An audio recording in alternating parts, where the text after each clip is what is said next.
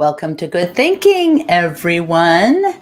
Welcome from all over, all of you good thinkers who want to take a little bit of time each week away from all the time we're spending on what to think so we can focus on how to think for improving how we think. So welcome to the show. Let us know, please, who you are and where you're from. And this is a participation show. This is not a lesson. This is a conversation to see what good thinkers from all around the world bringing their perspectives and viewpoints and the diversity of perspective and viewpoints to metacognition, to thinking about our thinking.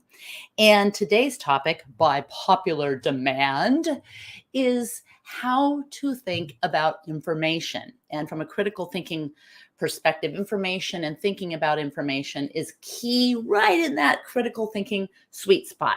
So welcome here. Like I said, let us know who you are and where you're from, and let's get started. So, as we usually do, we start with a question. Where do you go for information? So you get up in the morning, you start with looking at what? Twitter, New York Times, maybe you meditate, but I'm talking about after you clear the cobwebs. Where do you go for information? What's your go-to? Do you start with, what is the first thing you pull up on your phone or on your computer when you're looking for information? Do you go to see what your friends are saying? Do you see what's on Twitter? Where is the first place you go for information? All right, I'm going to welcome some good thinkers onto the show. Barkley. Oops. Okay, we've got Alexandra. Alexandra, welcome from Kiev.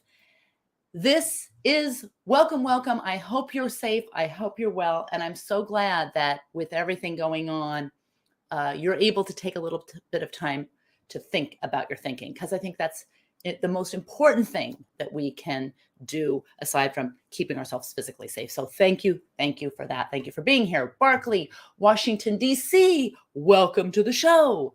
Welcome, regular good thinker. Michael, good morning. Am I really from Toronto, or is this misinformation or deception? Aha. Is this a misinformation deception? I love it. Stephen, welcome. Stephen Saltzman, welcome. Greetings from the home of the Rose City Rollers. Woohoo! Fantastic. All right. So keep it coming. Let us know who you are and where you're from. And also to the first question, where do you go for your information? Think of your top 3 resources. What are your go-tos? So Ray says, welcome, Ray. The first thing, LinkedIn for business, AP and BBC for news. Excellent. Thank you for sharing. Rubber chickens. All right. Antonio, let's say welcome from the Netherlands and from Venezuela. Welcome to you. You're in the Netherlands and from Venezuela. Ooh, cool. 2 fabulous places. And Dr. Jithendra, welcome. Saw your course on critical thinking. Wanted to say it's one of the best. Yes, thank you very much. Thanks for taking the course. We've got 3 courses on critical thinking. So now I'm curious which one.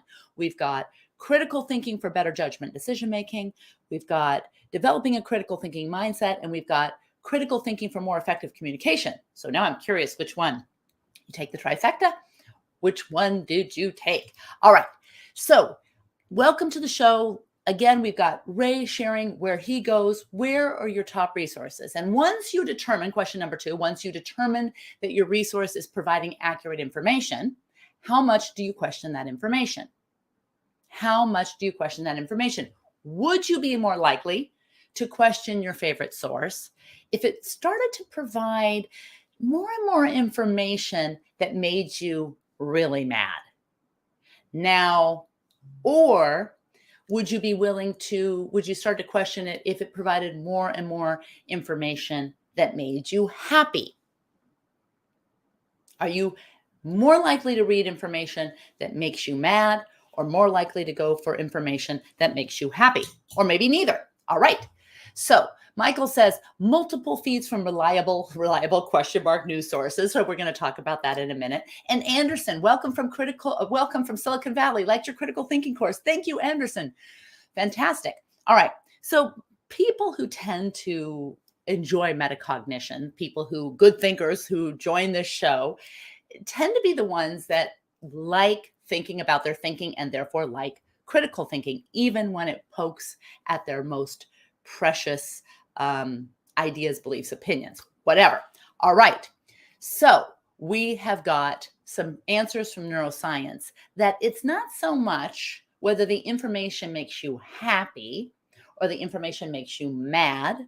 Emotional triggers definitely make us less critical, make critical thinking more difficult. But there's something else that seems to be rooted in the physiology of our brains that make us attend to evidence or information more than whether it makes us happy or more than whether it makes us mad. Anyone want to take a stab at it? All right.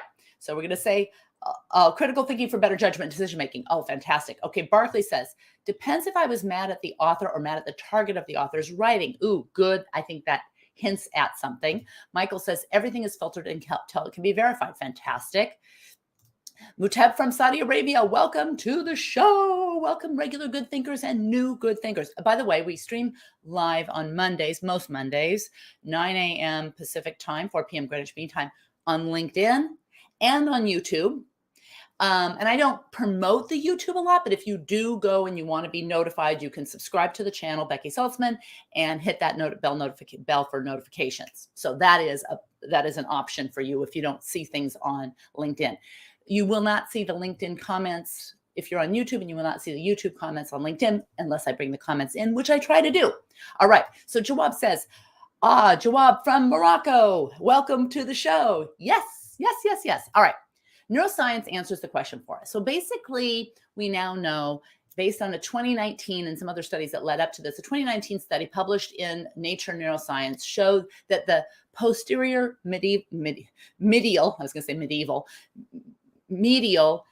prefrontal cortex is actually less sensitive to the strength of others' opinions that do not conform with our own beliefs. So we are fighting our neurons to not be tricked into believing what we want to believe and not be tricked into dismissing what we don't want to believe. We're tricked into confirmation bias, but we also know something else.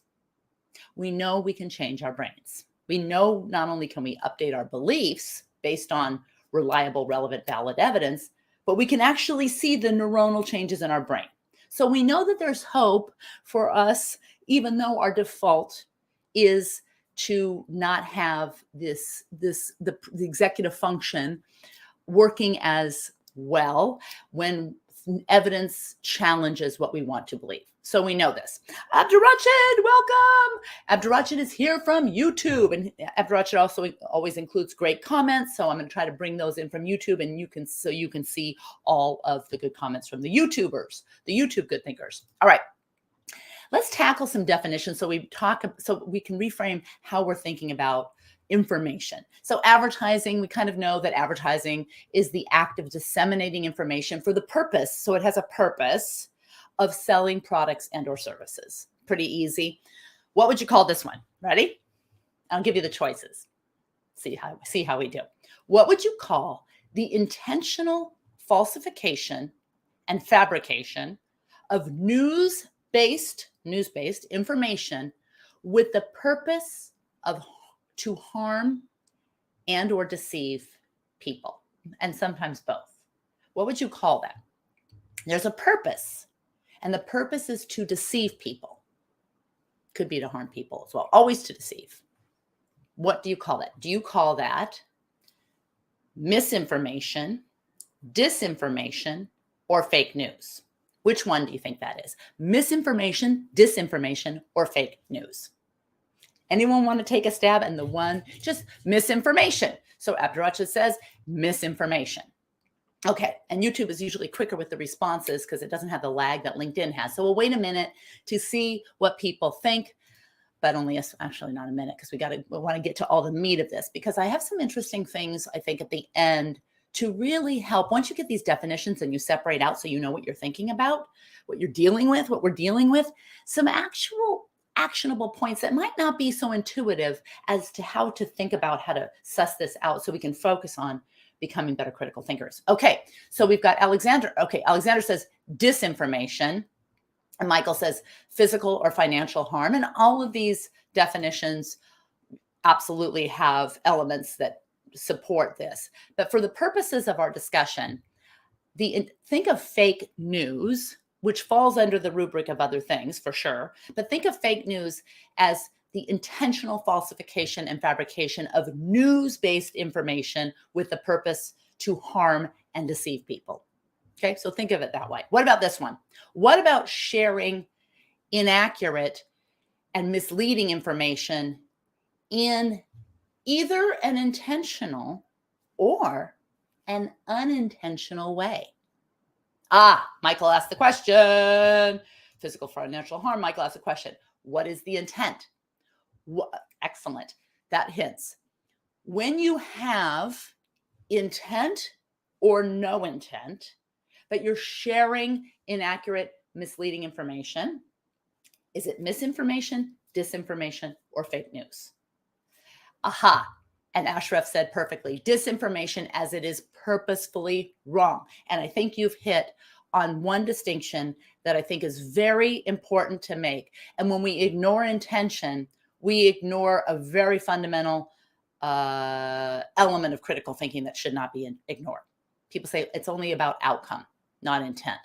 We know from critical thinking and from good decision making that there's too much uncertainty to focus entirely on outcome. We have to focus on our decision process. And in this case, the decision of what to believe.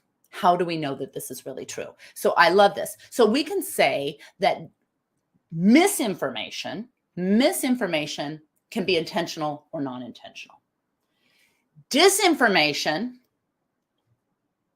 is intentional. So you could argue that all of disinformation is misinformation, but not all of misinformation is disinformation. And it has to do with intent. So we're going to get a thumbs up to Shay Ashraf. Good point, because Ashraf says disinformation as it's purposely wrong. And Michael says, what is the intent? And that really does hint to the purpose. I'm going to take this banner off so we have more room for your excellent comments. All right. So we've got these definitions. What about this one? Information deliberately. These are also different kinds of misinformation, right? Information deliberately spread to influence or raise awareness. This might not be misinformation. This could just be information. Information deliberately spread to influence or raise awareness to a particular political cause or value proposition, but not to engage in selling products or services. It's just to spread awareness or influence a cause or value. What do you call that? That's propaganda. Propaganda is information deliberately spread to influence or raise awareness to a particular political cause or value proposition, but not to engage in selling products or services. And the thing about propaganda is, unlike what I said in the very beginning, mistaken, it doesn't necessarily mean that it's misinformation. Propaganda does not need to be misinformation, just like misinformation does not need to be intentional, but disinformation is intentional. All right. Anyone want to take a stab at this one? The use of irony, sarcasm, ridicule, or humor in the spread of information. And this is a tricky one to look out for as we get into this. And Steve said propaganda, rubber chicken, you nailed it. You got it. You got propaganda. See how you do on this one. What about this one? What about the use of irony, sarcasm, ridicule, or humor? And if you said satire, you're right. What about clickbait? Clickbait is the form of false advertising designed to encourage users to follow a link or a web page in order to generate ad revenue for the number of clicks received. So you can see how all of these things, they relate, but they're separate. And it's very important to know what you're dealing with so that you can then be ready to ask the right questions, which we're going to get into in just a few minutes. So you good thinkers are cognitive bias literate right now. So what's the main bias that causes our thirsty brains to fall prey to this? Ray nailed it. Satire. Exactly. What is the main bias, the bias of the biases that cause our thirsty brains to fall prey to this? Anyone want to take a stab? Drum roll, please. Confirmation bias. And why do we think that others tend to fall, or more likely, I should say, tend to fall prey to these disses and misses and fake newses more than we do. Like, I see people, those idiots fall prey to that stuff. Not me, baby. Because if confirmation bias is the grandmother of the biases, then blind spot bias is definitely working as the supportive spouse. Because the blind spot bias is where we easily spot biases in others, but we have a harder time spotting them in ourselves. So do you know people who tend to have more of a blind spot bias than you? Do you tend to know people who have a bigger blind spot bias than you, fall prey to it more than you do? See what I've done there? Little trick. Because if the answer is yes, then it's kind of no. Get it? Trick. All right. Here are 4 things that you can look out for. And then we're going to get into what questions you can ask. That might be different than, maybe some of them are familiar. You'll let me know. But some of them I think are new. And at least, as I was thinking about this, ways to really quickly decide, first of all, what kind of information is this? And propaganda does not have to be misinformation, like we said. What kind of information, so that we can then evaluate the information based on RRV. Is it reliable? Is it relevant? And are our conclusions valid based on that information? All right. So Ray says, blind side bias. Woohoo. And I love this one. Serge, hell is others. Jean Sartre. Perfect quote. Hell is others. Blind spot bias is right. All right. So here we go. So here are some things in general to look out for, just kind of because these are 4 categories of things. And then we'll get into the specifics. Sites that rely on outrage. Now, sites that rely on outrage use super enticing headlines in order to generate likes, shares, and profits. So just look for, if you feel outraged, that's a sign that you need to go looking for the definition that applies to this information. Sites that present an opinion piece as news. You really have to read closely, especially if it's an opinion you agree with. Sites, is it a value claim or is it a fact claim? Is it opinion or fact? Sites that are often reliable sources of news. So it could be your typical, I think Michael said the AP, Associated Press, typical sources of news that resort to clickbaity headlines for some of their news stories. And then they gradually use more and more clickbait as time goes on, so that you have to at some point say, wait a minute, this source of news has become, because of financial models, has required more clickbait.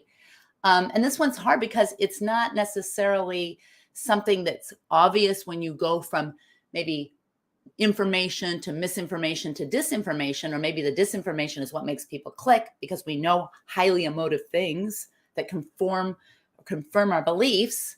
So you can see how this can be a very insidious little thing.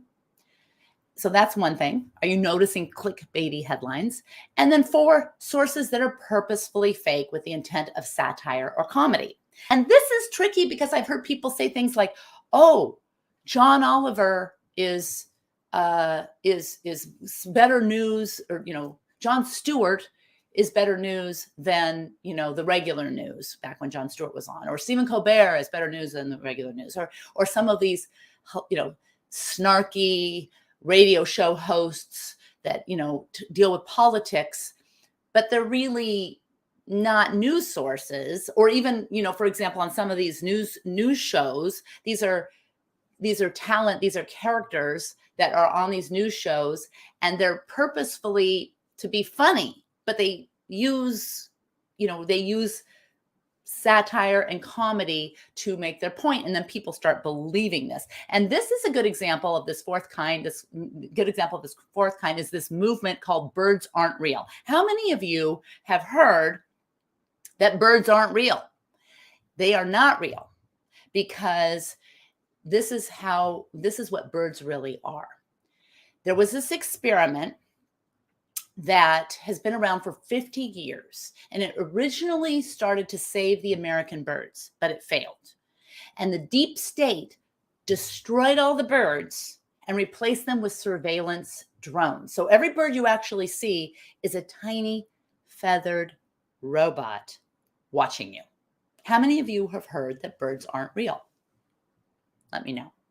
All right. So the backstory is interesting. It's really a movement. It's kind of a satirical, communal performance piece. I'm sure that you can find people who believe that birds aren't real, because you can find people who believe anything. I mean, out of 8 billion of us, you can find a chunk of people that will believe anything. But for the most part, the people participating in this birds aren't real are, whether they're, on this side of the aisle politically or this side of the aisle politically, there's a lot of participants, and the vast majority of them are participating in this collective satire. But it's amazing how news organizations that pick this up tend to spin it to show that there are dummies that believe this. Now, like I said, there's always people who believe something. So how many of you have heard that birds aren't real? Put it in the chat. All right. So The Guardian adds this note. So The Guardian writes up this thing about birds aren't real. You can find the article in The Guardian. It was very interesting. And it's just a made up conspiracy theory. But they put this into The Guardian. They say, it's a made up conspiracy theory that is just realistic enough as conspiracies go to convince QAnon supporters that birds aren't real, but has just enough satirical flags that Gen Zers recognize immediately what's going on. Now, that is a use of labeling that is misleading to people who want to believe that Gen Zers are much smarter than QAnon people, which there's Gen Zers and QAnon, so I don't know what that is all about. But the point is to imply that certain groups of people believe this conspiracy. Now, like I said, you can find people to believe any conspiracy, but it's very tempting to believe that people that are not like you are dumber and believe these conspiracy theories. So Jancy says, Jesse says, I saw this weekend and didn't open the article, zero interest. However, it's real. I think I can totally see your point. I think it's interesting because it is really poking fun at conspiracy theorists. That's where it started. Actually, it started with this, putting a label on this guy, a more liberal guy who is poking fun at conspiracy theories. All right. Welcome, Zahir. All right. Now, if this is where exposure to satire and propaganda can actually induce false memories. Scientists gathered registered voters in the Republic of Ireland in the week preceding a 2018 abortion referendum. So this is a study that shows how exposure to misinformation, disinformation, fake news, and propaganda being probably a powerful amplifier of disinformation or misinformation, rather. So they gather these registered voters. There's going to be this referendum on abortion. Half the participants reported a false memory for at least one fabricated event, with more than a third of the participants reporting specific eyewitness memory of things that did not happen. So why? It's a very heightened emotional topic. How can people report these memories? False memories. Well, an in-depth analysis revealed that voters were most susceptible to forming false memories for fake news that closely aligned with their beliefs, particularly if they had a lower cognitive ability.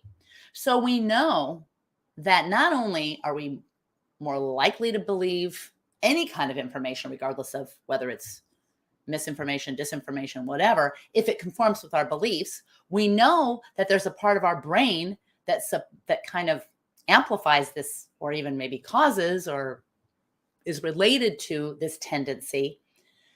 But we also now know that it's tied to memory. And in many cases, if it's a false belief, it's a belief based on false information, it's a false memory. That's what's kind of weird. So it's very important, if we're going to remember, if we're going to become better thinkers, to fight against this natural tendency. What's happening? The last thing we want to do is create false memories based on false information. Because, how do you get out from under that? All right, so let's get into the trap of how we avoid believing this BS in the first place. And we'll spend the last few minutes talking about that. All right, what do you look out for? You go to your news source, your favorite news source, or maybe you say, hey, I'm going to go to a different kind of news source. I think it's all junk, but whatever. How do you look out for things that might be hints that you're falling into the trap of misinformation, disinformation, fake news, clickbait, whatever? All right. Well, look for all caps. All caps. If you see all caps, that's a trigger to say, whoa, wait a minute. I don't want to create a false memory here. There may be something going on. Excessive punctuation, exclamation, exclamation, exclamation, claim of a secret. Claim of a secret. The media or some entity does not want you to know. So if you see all caps, a lot of punctuation, or a claim of a secret, turn up your skepticism meter. Turn it up. It's time for critical thinking. Turn up your skepticism meter. Number 2, gauge your emotional response. Are you intensely hoping that this information is true? Are you intensely hoping this information is false? Are you super happy or super angry? Gauge your emotional response. Your emotional response should correlate with your skepticism. So if your emotional response is high, turn up your skepticism meter to match that emotional response. All right. Now, these things don't mean it's fake news, because emotional responses emotional responses could be, even for real news. But what the point is that when you feel these things or when you see these things, turn up your skepticism meter, not your cynicism, your skepticism. Talked about the difference. Who wants to take a stab at? What's the difference between skepticism and cynicism? Anyone in the comments? Anyone? All right, let's get some comments in here. How do you feel about that? How do you feel when you see all caps? All right. Number 3, reflect on how you encountered this information. Not who, what, where, web, how. How did you encounter it? Was it promoted on a website? Did it show up in your social media feed? Was it sent to you or shared on social media? Was it sent to you from a place you follow or subscribe to? Was it sent in a form designed to be shared, like a meme? How did you receive this information? Number 4, reflect on who. First you do how, then you do who. So first it's kind of what? Does it have caps? Is it a lot of exclamations? Am I feeling emotional about it? Do I have a response? Then how did I get it? Then who? Was it sent from a well-known source with a byline? Did the source have a byline attached to the piece? Go to the about page on the site. You think, oh, I'm not going to do that with all the information. Well, if you are using this information in general for your life to know who or what to believe in order to make good decisions, you owe it to yourself to not rely too heavily on flimsy information. So take the time, go to the about page. Does it claim to be satire or fantasy? I can't tell you. There have been many times I've read some things and I'm like, this is amazing. And then I went to the site and I found deep in the about site that it's really a satirical or fantasy site. So it's like, okay, I wanted to believe it, and it was hilarious and it conformed with what I believe. But if it's a satirical site, I can't let myself fall prey to that. And we all, it's not that easy to differentiate between satire and reality these days. So does the contact us section include an email address that matches the domain, like not a Gmail or Yahoo email address, but it actually has a domain? So, Becky@appliedcuriositylab.com. That's my email address. Does it apply to an actual domain? Check the date. No date, no share. No date, no share. If the article doesn't have a date, no share. Can you confirm using a reverse image search that any images in your example are authentic? In other words, sources haven't been altered or taken from another context. I see that all the time. This is an example of what's happening in, this country right now. And it's a picture that was from, 5 years ago in a different country. Oh no, this is horrible. Okay. If you search for this example, did you search for this example on a fact-checking site like Snopes or Fact Check? A lot of people say, okay, that's the one thing I do. But how do you know whether you need to do that? Is you look for whether you see all caps and lots of exclamations or lots of, or you feel highly emotional. Figure out where it came from, who sent it to you, etc. So all of these are all things to really think about improving the quality of our thinking by improving the validity or veracity of evidence that we use to make decisions. So consider the source, read beyond the headlines, check the author, check the supporting sources, the links that are included, check the date, check your emotions, ask an expert, go to Google Scholar. I'm pointing to myself like I'm Google Scholar. No, go to Google Scholar, because the capacity to nurture and sustain peaceful disagreement is necessary, whether it's peaceful disagreement in our own minds or with other people, but we must be able to distinguish between opinions and facts, fake news and objective truth. So hopefully that's helpful. Continue with your comments in the comments part of this, even after the show. Let's bring more good thinkers from all over into our circle, and see you next week.